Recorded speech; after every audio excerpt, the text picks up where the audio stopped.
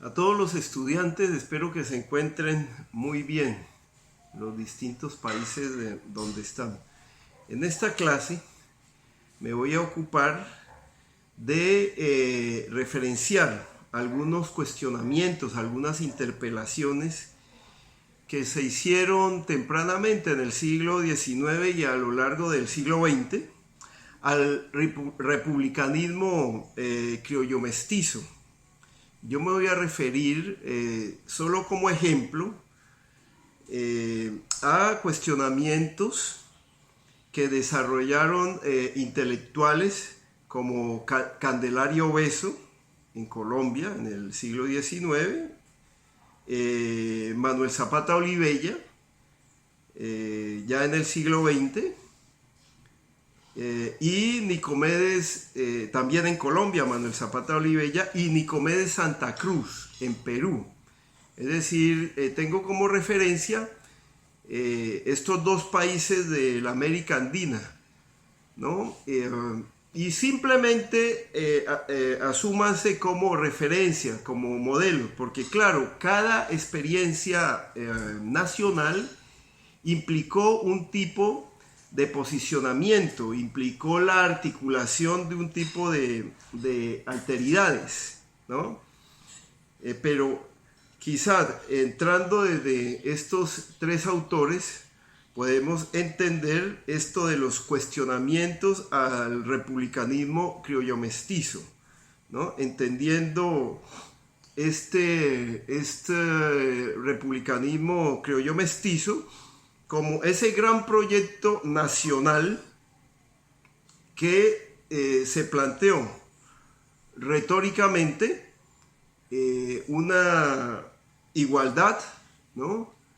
Se planteó una solidaridad, es decir, se planteó una fraternidad, es decir, los valores esgrimidos por la Revolución Francesa y que comienzan a constituir los proyectos nacionales en el siglo XIX en la América Latina y el Caribe, y luego se rearticulan, ¿cierto?, ya en el siglo XX, ¿no? Entonces, estos autores que tenemos como referencia cuestionan fuertemente ese proyecto nacional. Un primer elemento sería que entendiéramos de que a contrapelo de los planteamientos del proyecto nacional blanco mestizo, ¿no?, que se esgrimió como fundacional de nuestras naciones, aparece un grupo de intelectuales, hombres y mujeres, en cada país, ¿no?, señalando los vacíos, señalando las contradicciones, ¿cierto? Incluso señalando los obstáculos reales que tenía este proyecto nacional, ¿no?, que dejaba por fuera a sectores populares en general, a afrodescendientes o negros en el siglo XIX, ¿no?, que venían luchando por su libertad,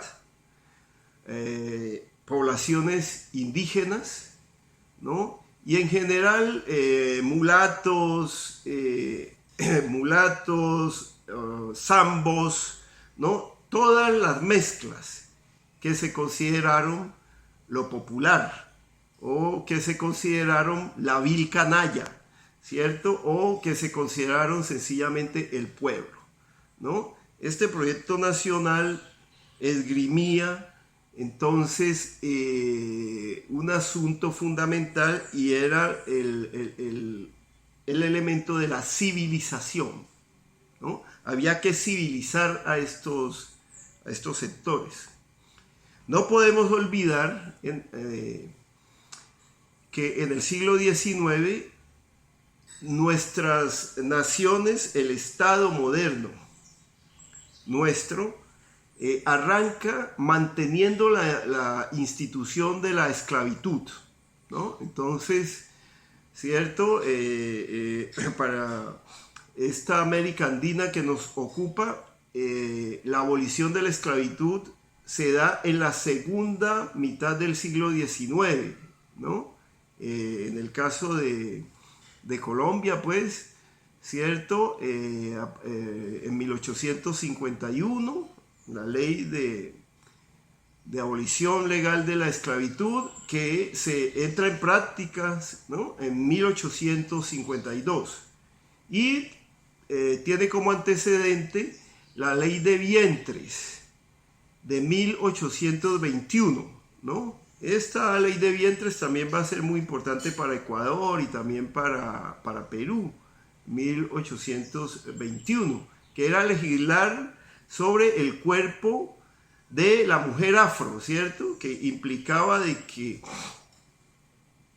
que el niño que naciera a partir de esa fecha, cuando tuviera una mayoría de edad, ¿no? Quedaba en libertad, ¿no? Y ya sabemos los obstáculos, las oposiciones que tuvo esta ley de vientres como antecedente de ese tortuoso camino para la conquista de la libertad, ¿no? Entonces, nuestras repúblicas se erigen sobre la institución de la esclavización, es decir, aparece una ciudadanía blanco-mestiza, libre, con unos derechos ciudadanos y otros que sencillamente no son ciudadanos. Sencillamente se les posterga su ciudadanía y se mantienen en condición de esclavizados. Y van a conseguir su liberación, ¿no? 30, 40 años después, ¿no? Brasil y Cuba, pues, ¿cierto? Ya cerca a finales del siglo XIX, ¿cierto? Ya finalizando casi el siglo, ¿no? Apenas se estaba liberando a los esclavizados. Entonces, son ciudadanías aplazadas totalmente. Por lo tanto, la idea de igualdad, pues, cuando menos podemos decir que aparecía como un eufemismo, ¿no? Digamos, como un simulacro. No podía haber, ¿cierto?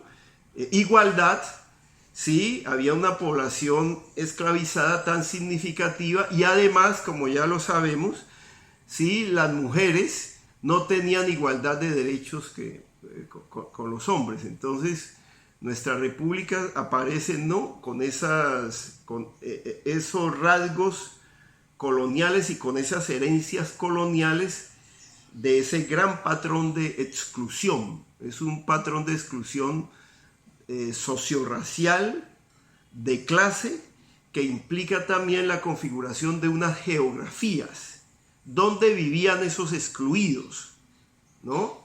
Ese pueblo, ¿cierto? Donde vivían esos racializados.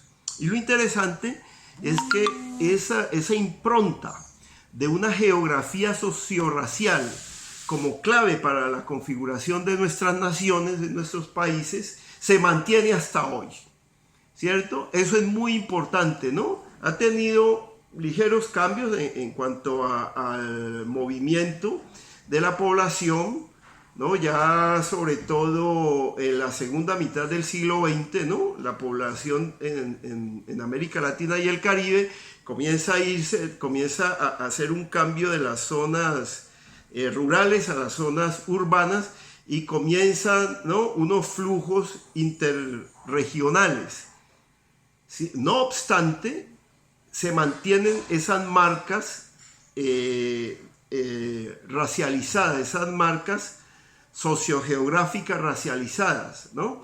Entonces, claro, si pensamos en todo el eje del Pacífico suramericano, sabemos que allí están las comunidades afro, ¿cierto? Entonces, el Pacífico colombiano, el Pacífico ecuatoriano, ¿no? Ahí están condensadamente, digamos, con fuerte densidad, las poblaciones afro, ¿cierto? Y ahí también hay poblaciones indígenas, ¿no? Si pensamos en ciertos valles interandinos, ahí hay población afro, ¿no? Si pensamos en la costa caribe colombiana, ¿no? Ahí hay población afro, ¿cierto? Y están estas poblaciones segregadas.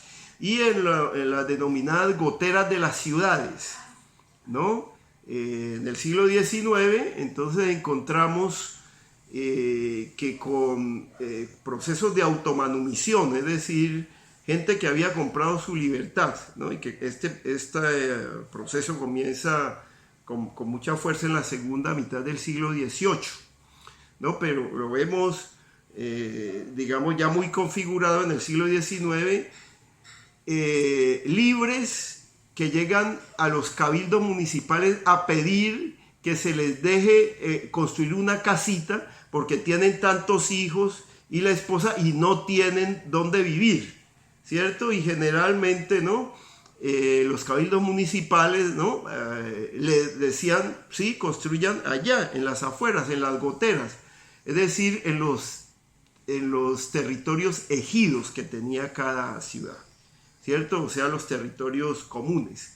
Entonces, esos marginalizados del proyecto nacional quedaron también en las afueras de las ciudades, ¿no? Entonces, enfaticemos en este elemento, ¿no? El proyecto republicano blanco mestizo construye unas geografías sociorraciales de la exclusión, justamente, ¿cierto? En el siglo XIX terminan de configurarse, de afianzarse y se mantienen a lo largo del siglo XX y el siglo XXI. En esas geografías, en esos territorios, en esas regiones es donde está acendrada la mayor violación de los derechos humanos, ¿no? Son esas geografías las que corresponden en nuestros países a los mayores índices de pobreza y de indigencia. Es allí, en esas geografías racializadas, ¿no? Desde el siglo XVIII, como lo he señalado, pero que se oficializan con los proyectos nacionales en el siglo XIX, donde hoy no hay agua potable permanente, donde hoy no hay energía eléctrica, ¿cierto?, de calidad, no tienen alcantarillados adecuados, no hay educación de buena calidad, ¿cierto? Allí está, ¿no?, focalizada la violencia, ¿no? Es allí donde opera el despojo extractivo de distintos recursos, porque esas regiones generalmente han sido vistas por los centros de poder, ¿no?, en nuestras naciones como regiones de despensas de recursos naturales y regiones de despensa de fuerza de trabajo barata para alimentar el capitalismo. Entonces, el capitalismo, ¿cierto?, desde luego necesita esas zonas de reserva, ¿no? Y esas zonas de reserva corresponden a esas geografías racializadas. Y es desde esas zonas donde nace la impugnación a este proyecto nacional. Un proyecto nacional que se plantea democrático, ¿cierto? Que se plantea justo, ¿no?, con justicia social. Bueno, este proyecto nacional tiene como gran combustible el pensamiento eugenésico, ¿cierto? La eugenesia, ¿no?, que ya se venía articulando en la segunda mitad del siglo XIX, digamos, con los planteamientos de Darwin, ¿cierto? Los planteamientos darwinistas de la selección de las especies, ¿cierto? Y que esos planteamientos se aplican a la organización de las sociedades, entonces, y que configuran lo que conocemos como el darwinismo social, ¿cierto? Es esto lo que se imbrica con la eugenesia ya como doctrina oficial a finales del siglo XIX y a lo largo del siglo XX. Entonces, la eugenesia, ¿qué es lo que plantea? ¿No? Plantea un asunto muy concreto, la superioridad blanca, ¿cierto?, como hegemónica, ¿no?, y como la que tiene la civilización y la razón, que debe de regir los destinos y que debe, siendo bondadosos, civilizar a los otros, sacarlos de la barbarie. Por eso la dicotomía ¿no? Que se va a debatir entre civilización o barbarie, ¿no? El camino que se tiene para esto es modificar esa población, darle la oportunidad de civilizarse para que se autoseleccione. Y claro, son dos rutas para recorrer ese camino en los proyectos nacionales hacia estas poblaciones. Una ruta, ¿cierto?, va a ser el genocidio. Hay que eliminar indígenas y afros. Y eso lo va a plantear con mucha fuerza la eugenesia, ¿no? Que se pregunta por qué estas poblaciones se reproducen con tanta fuerza, ¿cierto? Entonces, la doctrina eugenésica en América Latina, ¿no?, se va a plantear como una de las rutas posibles la eliminación física y cultural de estas poblaciones como un obstáculo para entrar a la civilización y al progreso. La otra ruta va a ser el etnocidio, ¿cierto? Entonces, ¿qué se va a plantear? Bueno, no los eliminemos totalmente en términos físicos, pero sí eliminemos su cultura, porque su cultura es atrasada, ¿no? Es primitiva. No permite, ¿no?, que nos volvamos unas naciones modernas, ¿cierto?, en esa búsqueda de progreso y modernidad.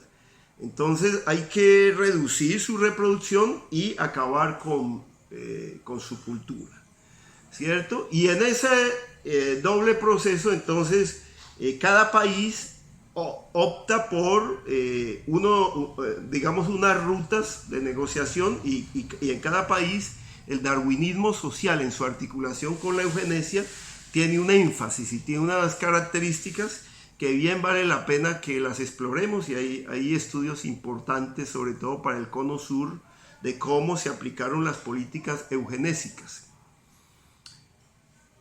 La otra ruta importante fue estimular la llegada de europeos, hombres jóvenes sobre todo, solteros, que vinieran a mezclarse con las indígenas, con las negras, con las mulatas, ¿cierto?, para mejorar la raza. Entonces, el mejoramiento de la raza como vía de emblanquecimiento, ¿no?, como vía de que había que llegar a la meta, ¿no?, de ser blanco y huir de ser negro y de ser indígena, fue una política en la mayoría de nuestros estados, ¿cierto?, en esa articulación entre eugenesia y darwinismo social, ¿no? Entonces, se trataba de estimular y de crearles condiciones favorables a que entraran españoles, italianos, alemanes, ¿no?, como efectivamente sucedió en muchos países, ¿cierto? Se les estimulaba con pasajes, con pago, es decir, una política migratoria totalmente flexible para que llegaran, se les entregaba tierras, ¿no?, para que contribuyeran a acelerar ese proceso de civilización mediante la mezcla.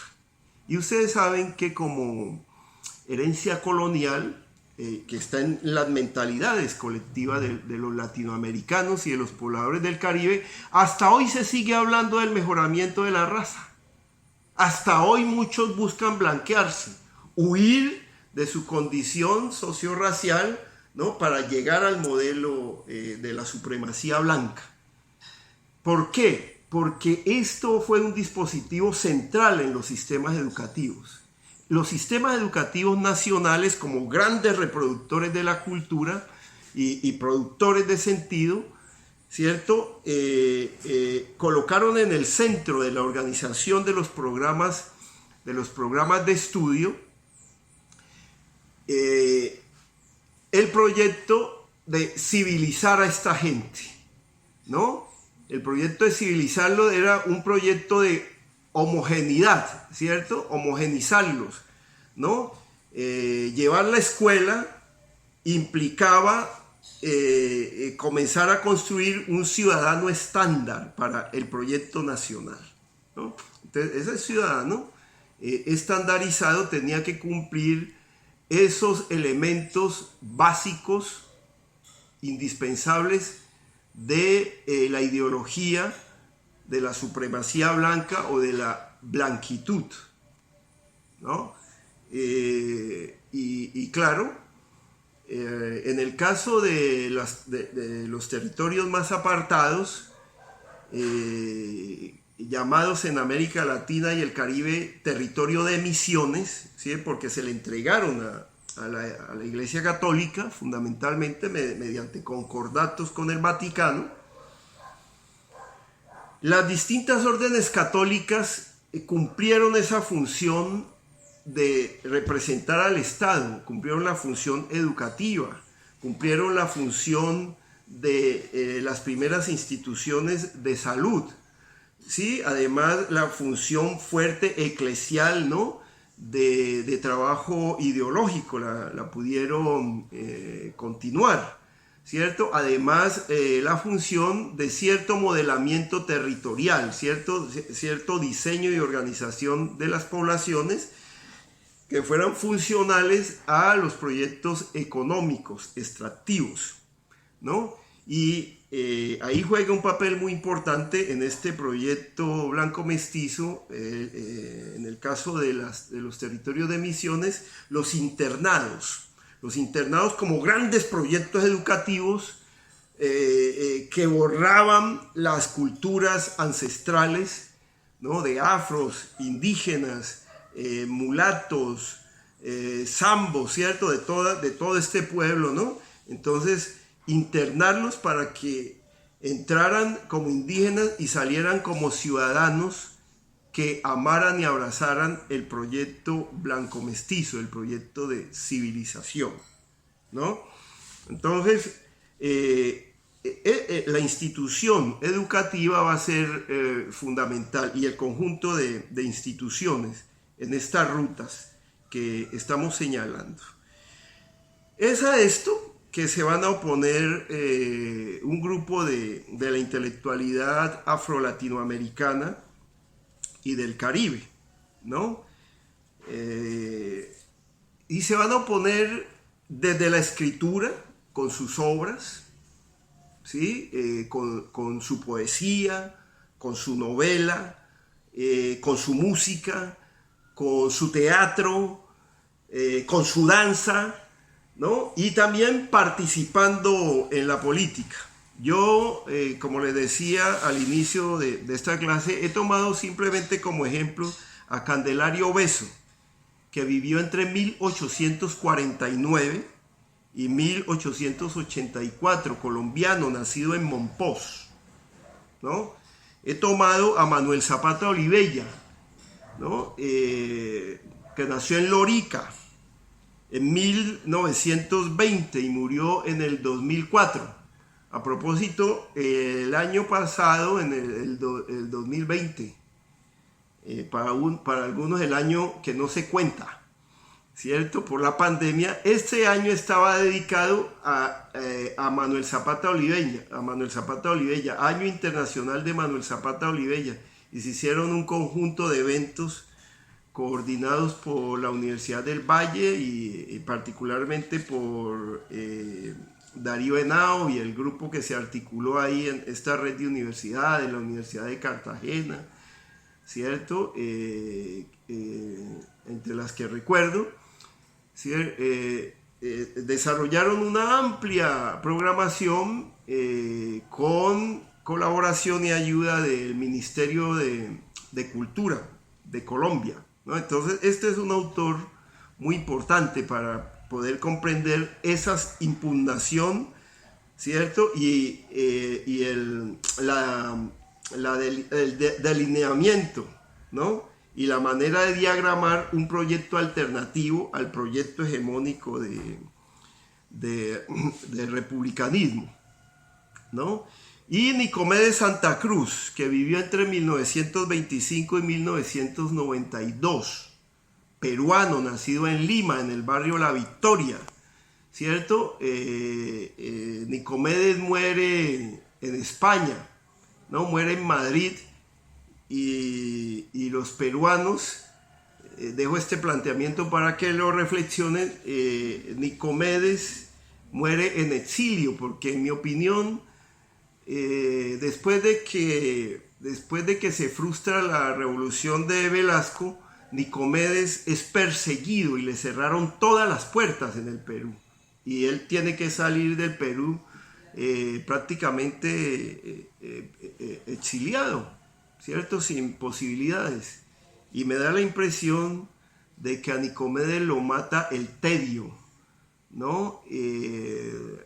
Digamos, el sentimiento de ingratitud por esa persecución política. Claro, después le hacen un homenaje a Nicomedes, ¿cierto? Lo traen en vida, ¿no? Pero ya le quedaba pocos años de vida cuando le hacen el homenaje en Lima y él retorna para España, ¿no?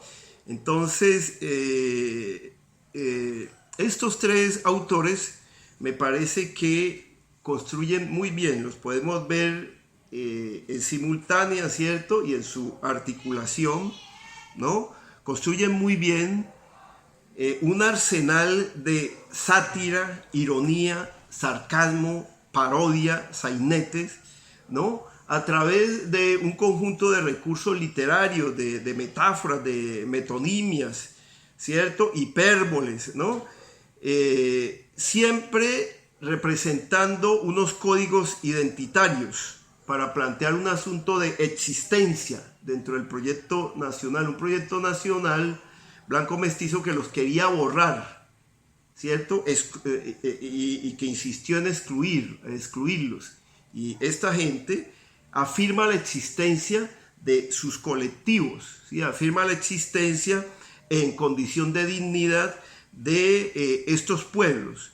Entonces insiste en unos códigos identitarios propios desde lo popular, desde abajo, que nos muestran identidades locales y regionales, ¿no? Plantean, por lo tanto, la existencia al menos de dos proyectos de nación, dos proyectos republicanos de nación: el proyecto criollo blanco mestizo y el proyecto popular, representado, como ya lo he señalado, por indígenas, negros, ambos, mulatos, campesinos, sectores populares empobrecidos. Estos dos proyectos se muestran antagónicos y en algunos países no se resuelve el asunto de estos dos proyectos, ¿no? Pero con franjas de negociación y de transacción, ¿cierto? Es decir, hay una nación popular que desde el siglo XIX hasta hoy se mantiene en casi todos nuestros países, y hay una nación de las élites blanco-mestizas que siguen pretendiendo modernización y civilización homogenizante, ¿no? Entonces, el proyecto de identidad nacional y de unidad nacional, como se plantea hasta finales de los años 80, de 1980, es un proyecto que busca la estandarización, ¿cierto? Y la impronta de una sola lengua, ¿no? El castellano, ¿cierto? Por ejemplo, Colombia puede tener más de 80 lenguas indígenas, todas tenían que desaparecer, ¿cierto? Y que conozcamos al menos dos lenguas afrodescendientes, la lengua palenquera y el creol sanandresano, ¿no? Nada de eso entraba en el sistema educativo y hasta hoy no entra, ¿cierto? Porque una sola lengua, el español, una sola religión, la católica, y las espiritualidades de nuestros pueblos son grandísimas, complejas, las espiritualidades de matriz indígena, las espiritualidades de matriz africana y las mezclas entre ellos, y las espiritualidades populares de matriz ibérica y europea, ¿cierto? Y las mezclas que han habido entre ellos, ¿no? Entonces, no, se trataba de una sola religión, la católica, ¿cierto?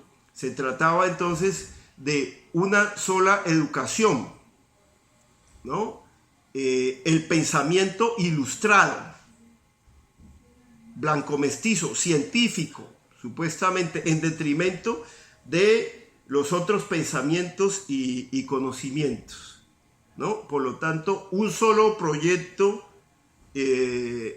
político territorial, ¿cierto? La nación integrada. Lo que estos pensadores y pensadoras que no nombro comienzan a mostrarnos es la existencia de varias naciones históricas dentro del proyecto nacional. Varias naciones conviviendo, ¿cierto? Y que pugnaron siempre por justicia, por igualdad, por autonomía, por libertad, fundados en unos principios de solidaridad, de felicidad y de amor colectivo, finalmente por una defensa del bien común. Y me parece que ahí hay una clave de lo popular muy importante para los proyectos políticos y de transformación en América Latina y en el Caribe, ¿no?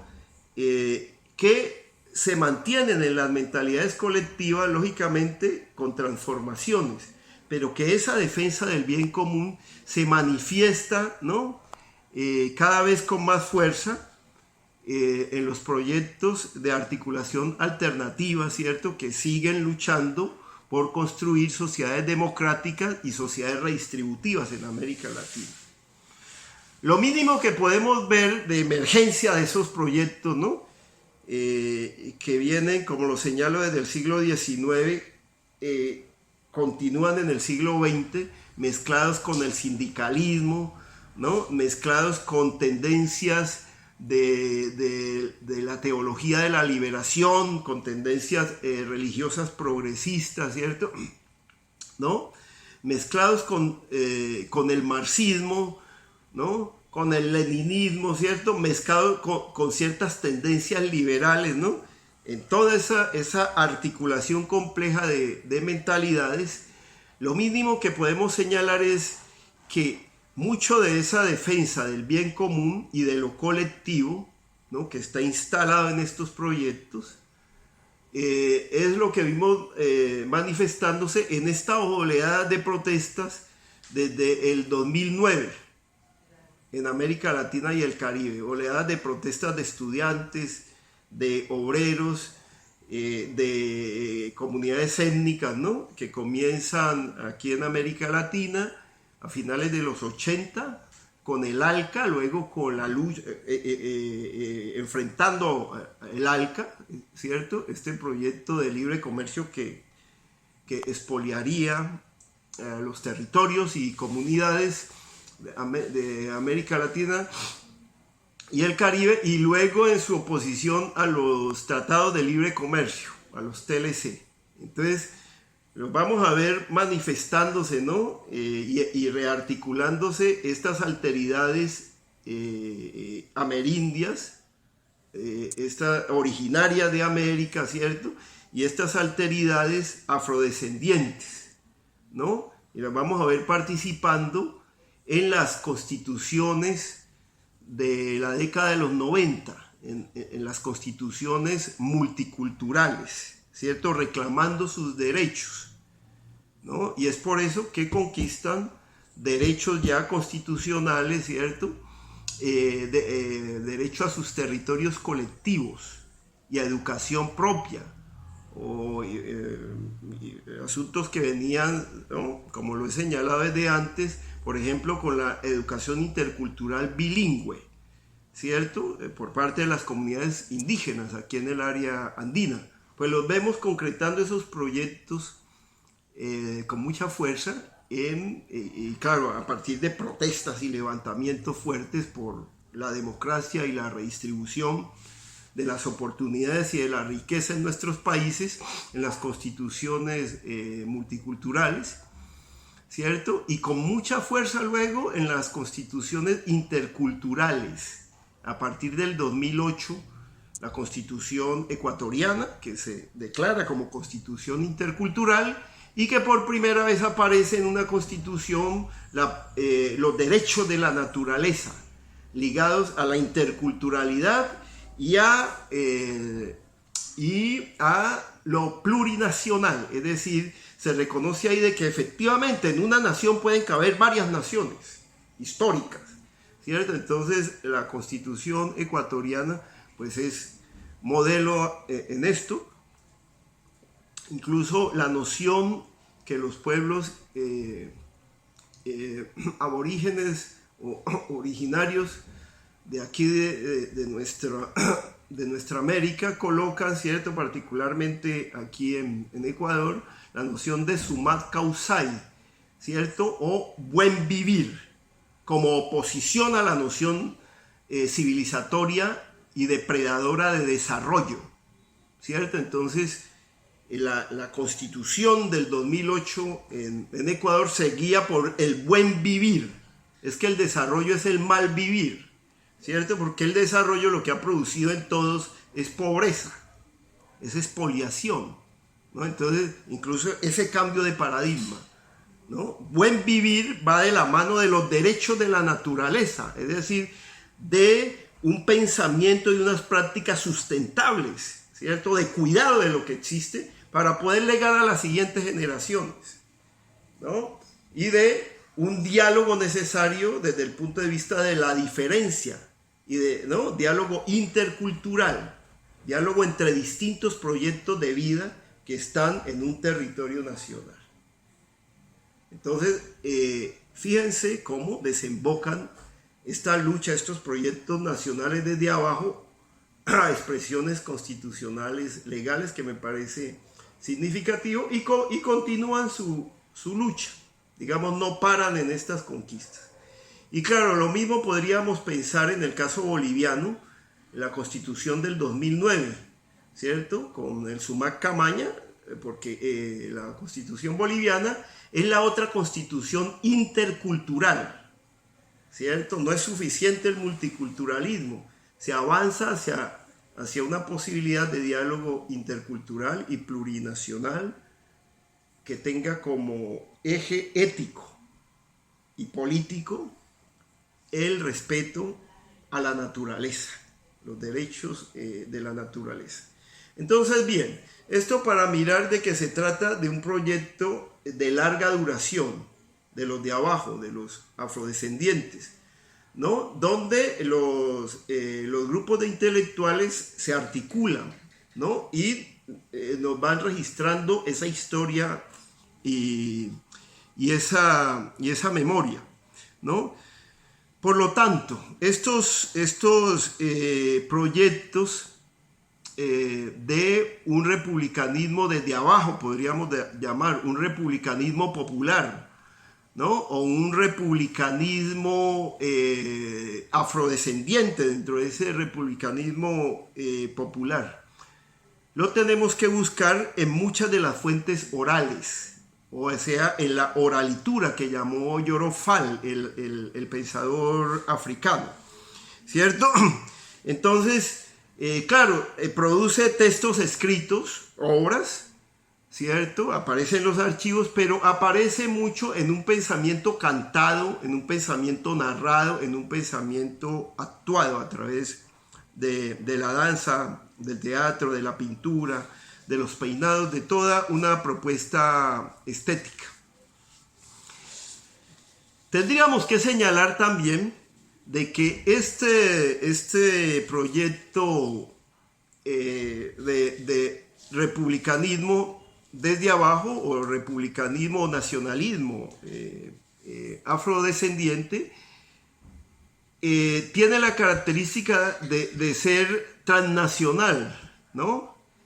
Es cosmopolita, ¿cierto? Entonces, la experiencia nacional nunca está encerrada en la frontera, siempre tiene articulaciones diversas, ¿no? Con diversos países, diversas localidades. Por eso podemos denominar de que se trata de un republicanismo y de un nacionalismo afrodiaspórico.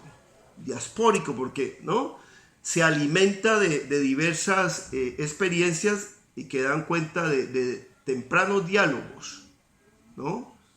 En el siglo XIX y a lo largo del siglo XX, ¿no? Entonces, es todo un reto. Es una tarea continuar reconstruyendo esta genealogía de ese pensamiento político, ¿no?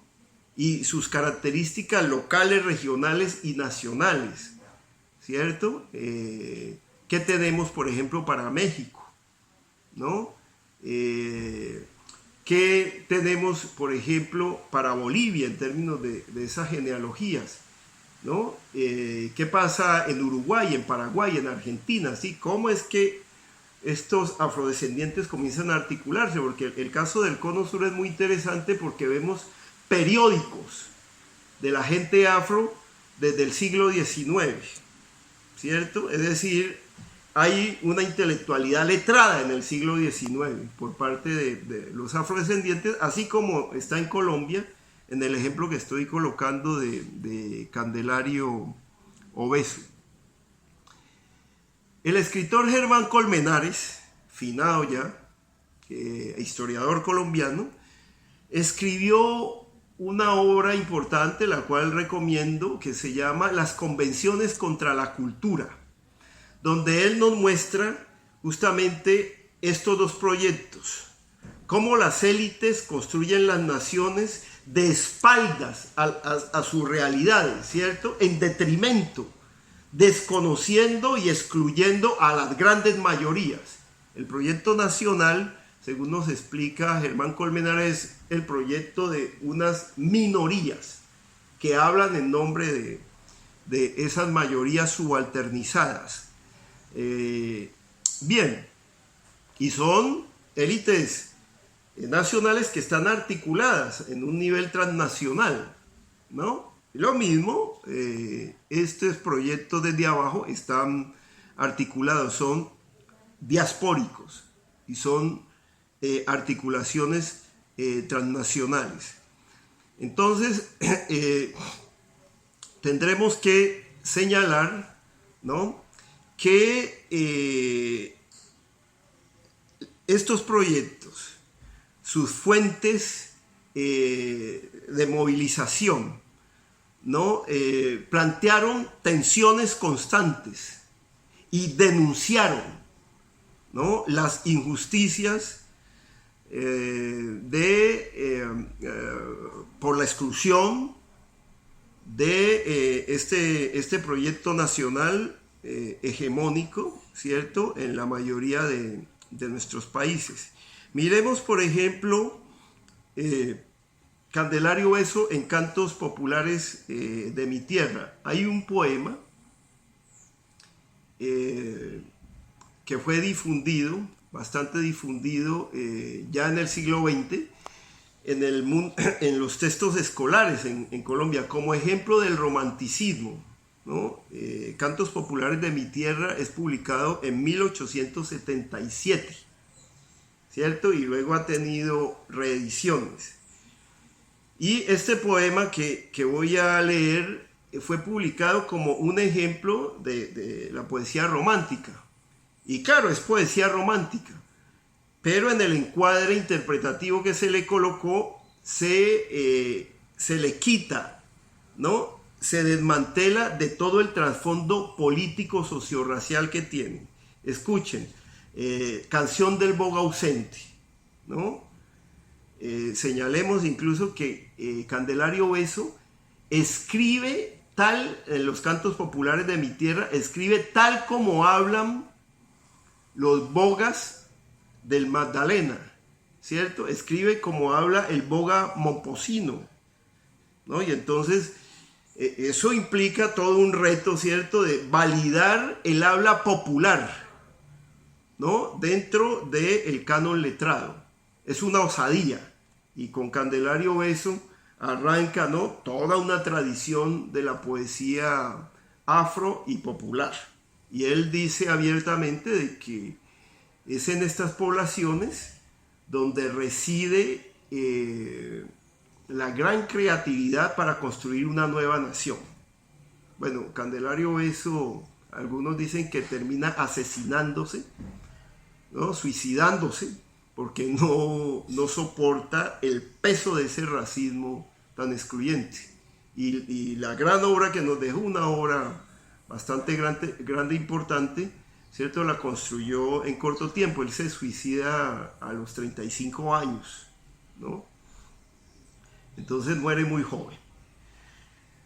La canción del boga ausente. Qué triste que está la noche qué triste está. No hay en el cielo una estrella, remá, remá.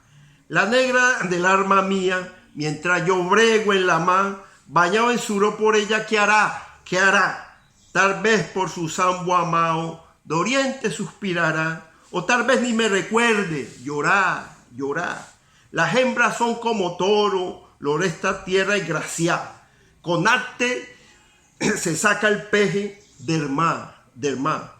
Qué oscura que está la noche qué oscura está, así oscura es la ausencia, bogá, bogá. ¿Cierto? Entonces vemos ahí un cuadro de una desilusión, ¿no? Vemos ahí, ¿cierto? Eso de la tristeza, eso de la oscuridad, ese túnel, ¿no? Simbólicamente y representacionalmente, es ese túnel, es esa oscuridad a que había confinado ese proyecto nacional blanco mestizo a esta población, ¿cierto? Es un asunto de no encontrar salidas, ¿no? De estar exigiendo igualdad, pero recibir total opresión, ¿no? Entonces, Candelario Obeso va a denunciar esta situación, ¿no? Él que participaba también como militar de los ejércitos liberales, ¿cierto? En la costa caribe, ¿no? Va a denunciar fuertemente.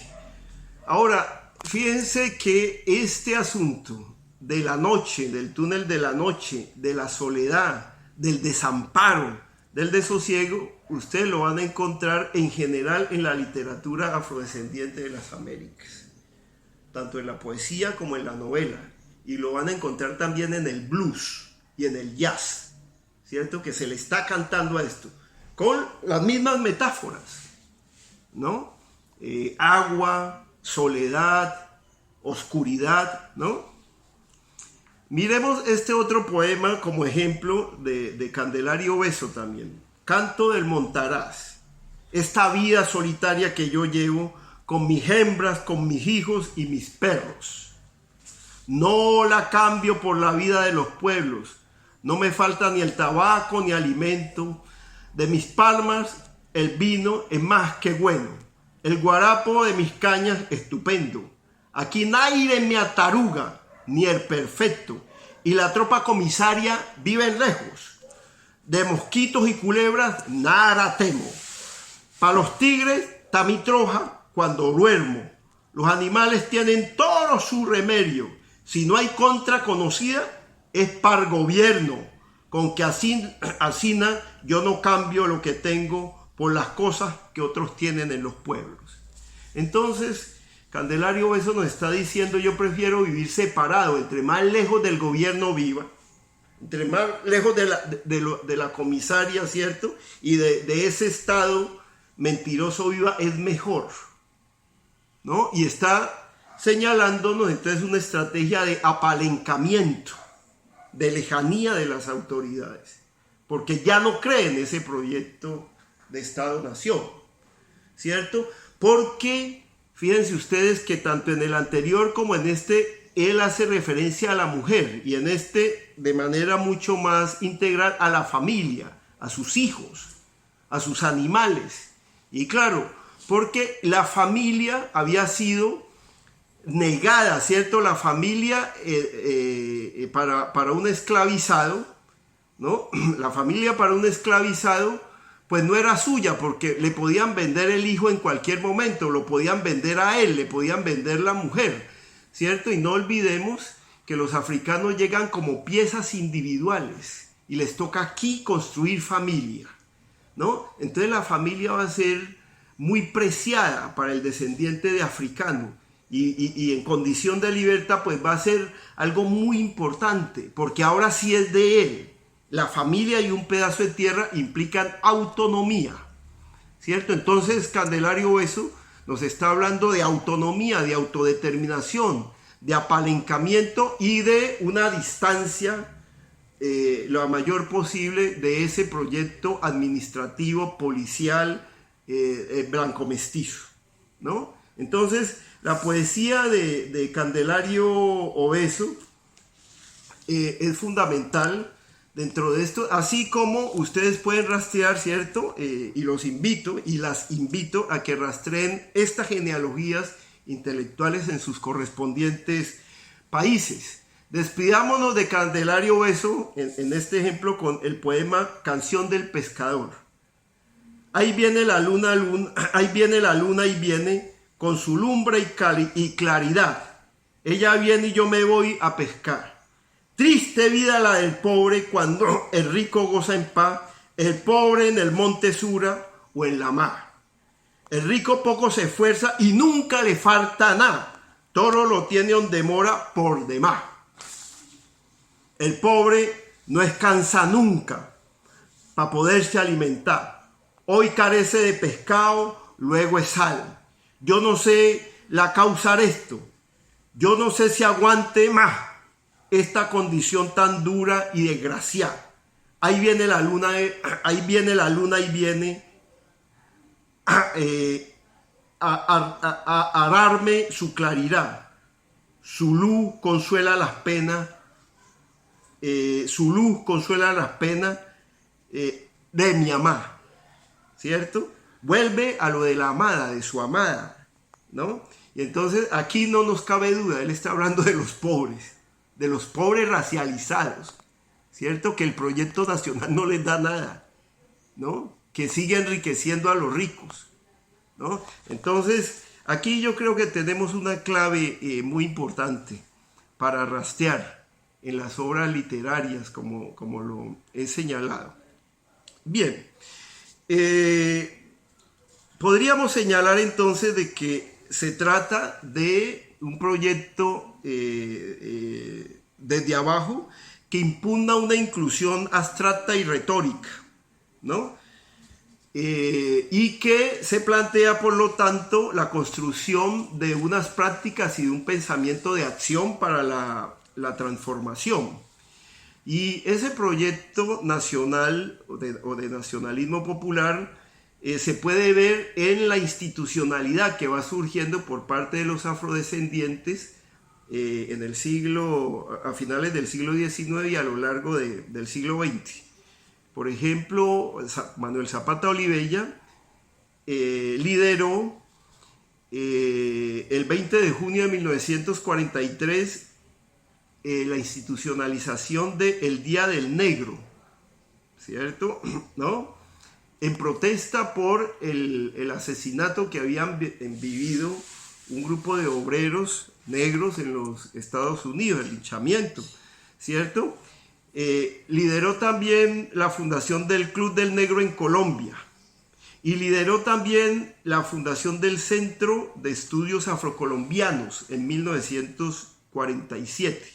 Y así podemos ir mirando a lo largo del siglo XX y en lo que va a transcurrir el siglo XXI, la producción de un conjunto de instituciones y un conjunto de redes de trabajo, ¿cierto? Que lo que van avanzando es un proyecto político para la dignificación y un proyecto de participación, ¿no? Y un proyecto de democratización. De igual manera podemos señalar la trayectoria de Abdias do Nascimento, el brasilero que, ¿no? Vivió entre 1914 y el 2011. Y Abdias do Nascimento desarrolla una labor política muy importante de concientización y es congresista en Brasil, ¿no? Y enfrentó el preconcepto de discriminación racial y esa construcción de democracia racial que prima en Brasil y que es totalmente nefasta porque esconde el racismo, ¿cierto? Si hay un país donde el racismo, en Latinoamérica, donde el racismo sea radical, pero disimulado, es Brasil, ¿cierto? Entonces él fundó el Teatro Experimental del Negro en Sao Paulo, ¿no? Y nos legó una obra muy importante un libro que se llama El genocidio del negro brasilero, proceso de un racismo enmascarado, que lo publicó en 1978. Pero igual podríamos señalar mucho antes el caso cubano, ¿no? Con el surgimiento, ¿no? Abolida la esclavitud en Cuba a finales del siglo XIX, ¿cierto? Surge el Partido Independiente de Color, ¿no? Que vive entre 1908 y 1912. Y ese Partido Independiente de Color cubano, ¿cierto? Que surge ahí, en las brasas de la esclavitud, ¿no? Lo que se plantea es una participación igualitaria en los destinos del país. Y lo que obtuvo fue un señalamiento por parte de los blancos, de la élite blanca, de que estos negros intelectuales en su mayoría y que rápidamente habían construido una clase media, ¿cierto? Algunos eran hijos de libertos, ¿no? Y eran propietarios ya, comerciantes, ¿cierto? Entonces, sobre la base de su poder económico y también incluso de cierta figuración militar en las guerras de independencia, comienzan a exigir igualdad de participación y me da la impresión a mí de que también siguiendo algunos de los lineamientos de Haití, que está ahí enseguida, ¿cierto? También inspirados, ¿no? En los planteamientos democráticos de la revolución haitiana, porque nunca debemos olvidar, ¿cierto?, que la revolución haitiana es la primera revolución social en la modernidad, porque es la primera que se plantea abolir la esclavitud, ¿no? Y ya sabemos que el motor de acumulación en la modernidad es la esclavitud y está fundamentada en la explotación de la fuerza de trabajo y la sangre y el cuerpo de los africanos y los afrodescendientes, ¿cierto? Una vez eliminado, digamos, extinguida gran parte de la población indígena. Y tampoco debemos olvidar de que Haití comienza a apoyar los procesos de independencia en América Latina y que mostró siempre una solidaridad con Simón Bolívar y los independentistas, es decir, las independencias en Colombia, en todos estos países andinos, en Perú, en Bolivia, en Venezuela, no se puede entender sin la participación de los haitianos luchando y además sin la colaboración, ¿cierto? Por eso Bolívar siempre se iba para el Caribe cuando lo derrotaban, ¿no? Y entonces los haitianos van a ser muy importantes. Entonces me da la impresión de que el Partido Independiente de Color cubano, que surge, como lo he señalado, a inicios del siglo XX, tiene también elementos de eso, de que los negros pueden ser capaces de participar en igualdad de condiciones con los de todos los colores para avanzar en la construcción de una nación democrática. Pero la respuesta que tuvieron fue ser acusados de racistas, ¿cierto? Y de separatistas. Y se opta por asesinarlos. Entonces vamos a ver, ¿no? Que comienzan a asesinar estos líderes sistemáticamente y ellos, ¿no? A esconderse, ¿cierto? ¿No? A huir de la isla, ¿no? De tal forma que en el 12... algunos dicen que fue un año de matanza, ¿cierto? A todos estos líderes hasta acabar con el Partido Independiente de Color. Entonces, ese es un caso muy importante de estudiar, ¿cierto? Hay que ver si los archivos nos muestran incluso la existencia de otros partidos en América Latina, ¿cierto? Hasta ahora tenemos claramente, para la época digo, tenemos claramente documentado ¿cierto? Y esta experiencia se borró de la historia cubana durante mucho tiempo y solo en tiempos recientes comienzan a trabajarse estos archivos, ¿cierto? Para entender un nacionalismo y un republicanismo de origen afrodescendiente, que se plantea de verdad una democratización radical, ¿cierto? Que supere el racismo, es decir, una democracia antirracista. Bien, Podemos entonces constatar de que todos estos esfuerzos van configurando una beta que plantea construir una historia para los sin historia, ¿cierto? Y que saca desde luego esa creencia de que los afrodescendientes y los populares son solamente orales, ¿cierto? Podemos mirar aquí en estos tres casos, y yo no me voy a detener en Zapata Olivella y en Nicomés Santa Cruz, porque ustedes van a tener unas lecturas para desarrollar el tema, ¿no? Y lo más importante, que a partir de esto comiencen a indagar cuáles son las genealogías en sus países, cuáles son esos hombres y mujeres, ¿no? Podemos señalar entonces de que estos hacen ese esfuerzo grande por mostrar de que estos pueblos sí tenían sus proyectos de dignificación de sus vidas, siempre enfatizando en la solidaridad y en el bien común, ¿no? Siempre enfatizando en abrir las oportunidades para todos, para construir entonces nuevas ciudadanías interculturales, el diálogo desde la diferencia de todos, ¿cierto? Y superar la exclusión, perdón. Por lo tanto, la clave, me parece, para concluir, es que se trata de proyectos de unas democracias antirracistas, interculturales y redistributivas de la riqueza y de las oportunidades, que tienen en el centro el bien común de todos, ¿no? Sobre el reconocimiento de las diferencias, ¿cierto? Pero con un proyecto de hermandad entre todos los que configuramos una nación.